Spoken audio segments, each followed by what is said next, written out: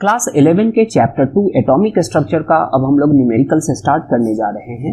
इसमें हम लोग उसको बारी बारी से देखेंगे, उसको समझेंगे और उसमें क्या प्रॉब्लम्स आता है उसको हम लोग सॉर्ट आउट करने की कोशिश करेंगे।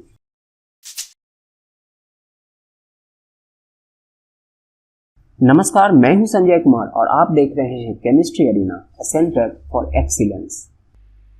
आज हम लोग देखने जा रहे हैं class 11 chemistry chapter 2 atomic structure का न्यूमेरिकल 46। ये न्यूमेरिकल है, nitrogen laser produces a radiation at a wavelength of 337.1 nanometre if the number of photons emitted, number of photons n हो सकता है, emitted is 5.6 into 10 power 24, calculate the power of this laser। तो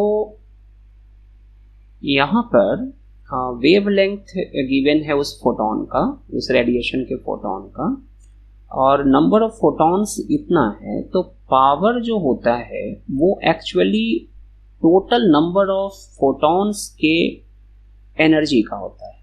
मतलब एक photon का energy को multiply कर देंगे हम उसके नंबर ऑफ फोटॉन से, तो जो टोटल एनर्जी निकलेगा that energy is known as the power of the radiation. तो इसी को हम लोग यहाँ यूज करेंगे फॉर्मूला की तरह। तो power is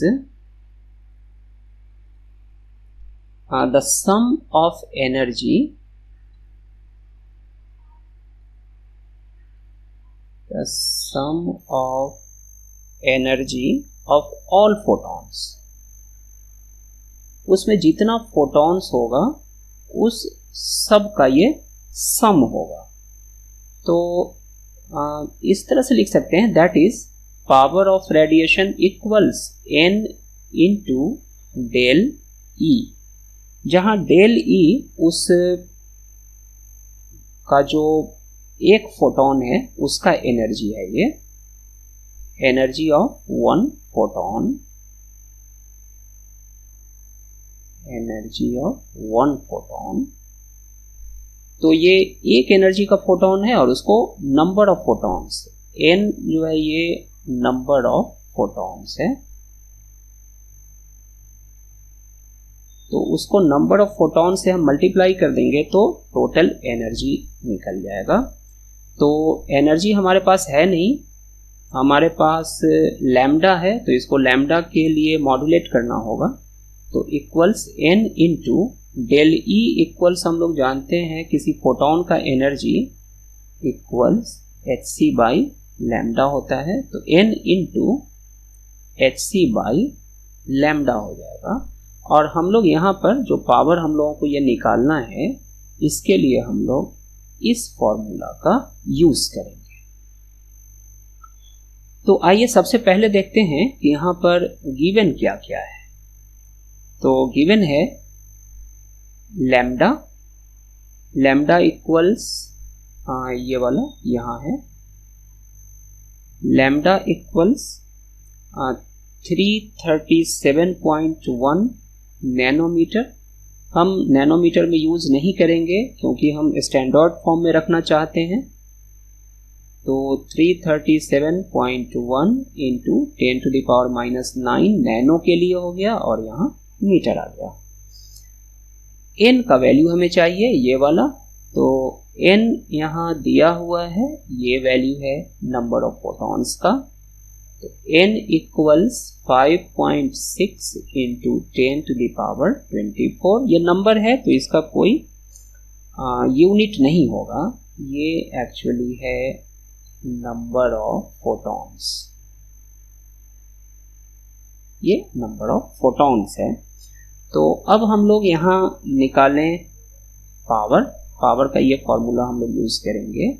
therefore power equals n into H C by lambda equals n का वैल्यू, अब हम लोग सबका वैल्यू इसमें सब्स्टिट्यूट करते हैं। तो n का value 5.6 into 10 to the power 24 into एक ही साथ रखते हैं, इसका प्लैंक्स कांस्टेंट हो जाएगा 6.626 into 10 to the power -34 c velocity of light है, तो 3 इंटू 10⁸ मीटर पर सेकेंड, और ये डिवाइडेड बाई लैम्डा, लैम्डा का वैल्यू है 337.1 इंटू 10⁻⁹ तो इसी को अब हम सिंप्लीफाई कर देंगे और जो आएगा वही हमारा आंसर होगा।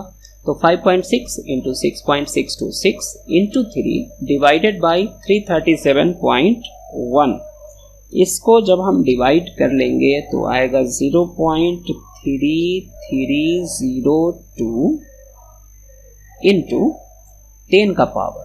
तो 10 का पावर देखिए यहाँ 24, तो यहाँ 24 माइनस 34, तो माइनस 34, यहाँ पर +8, तो ये +8, मल्टीप्लिकेशन था तो सबको ऐड करना था, तो जो साइन रहा वैसा रहा, ये ऊपर जाएगा तो सब्ट्रैक्ट होगा, तो माइनस माइनस प्लस, तो हम इसे सीधे लिख देते हैं +9 इक्वल्स 0.3302 इंटू 10 का पावर 41 माइनस 34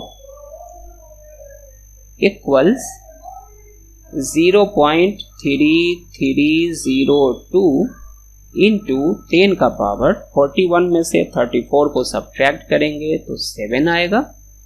अब ये चूंकि फाइनल रिजल्ट है इसलिए इसको हम साइंटिफिक नोटेशन में लिखेंगे, तो 3.302 इंटू 10⁻, एक डेसिमल इसको इधर खिसकाएं, एक डिजिट, तो ये सब्ट्रैक्ट हो जाएगा, तो 7 - 1 6 हो जाएगा।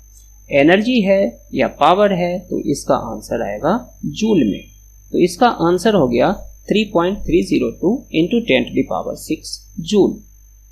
पर एज पर योर बुक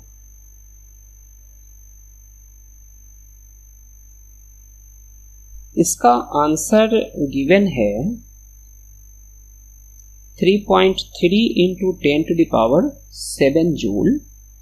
तो जहाँ तक इसकी बात है तो ये तो यहाँ पर इग्नोर किया जा सकता है, राउंड ऑफ कर दिया गया होगा 3.3, पर ये जो 10⁷ है ये रॉन्ग है, ये नहीं होना चाहिए, हमें लगता है भूलवश लिखा गया होगा, तो जो बुक का आंसर है वो रॉन्ग आंसर है।